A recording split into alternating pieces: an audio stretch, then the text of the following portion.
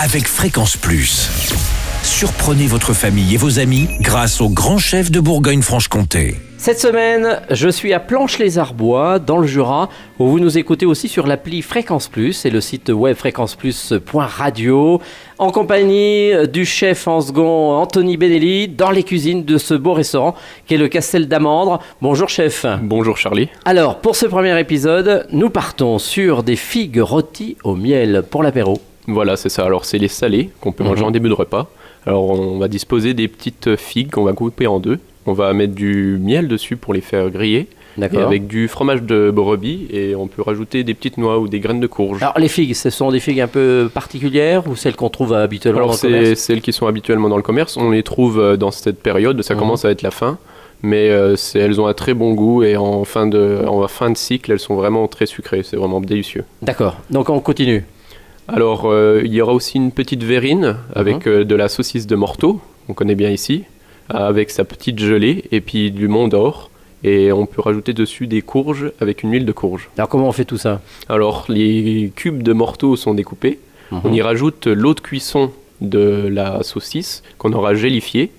On aura mis dans une petite verrine et après, on aura mis un petit peu de Mont d'Or avec de la crème pour que ça se mette juste au-dessus de la petite gelée qui sera déjà froide. Alors, la gelée, on la fait comment ?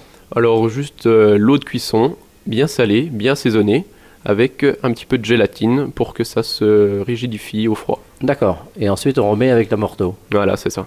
Donc là, on a fait déjà ces deux petites verrines. Voilà, c'est les deux. C'est du facile. Oui, c'est ça. Ah, très très simple. On en a peut-être une autre encore alors. Oui, on peut faire aussi, des fois, ce qu'on fait, c'est un petit chromeski avec de la tête de veau. On y rajoute des épinards de notre maraîcher bio, Michael.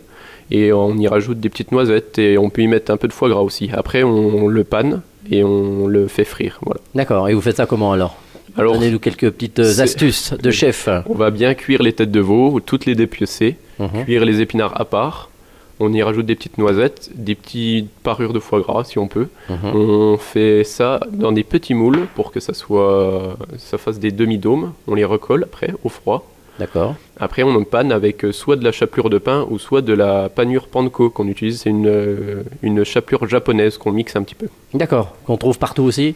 C'est un peu plus dur de l'avoir. Peut-être dans des boutiques spécialisées comme à Besançon où il y en a. D'accord. Et sinon, on peut le remplacer par quelque chose d'autre ? Oui, de la chapelure de pain, du pain dur, et puis on a juste à le mixer. Voilà. Bon, bah très bien. Merci Anthony, ici au Castel d'Amandre, pour ce premier épisode. On se retrouve pour le prochain. Et là, on parlera de Saint-Jacques à la patate douce. Et d'ici là, chouchoutez vos papilles.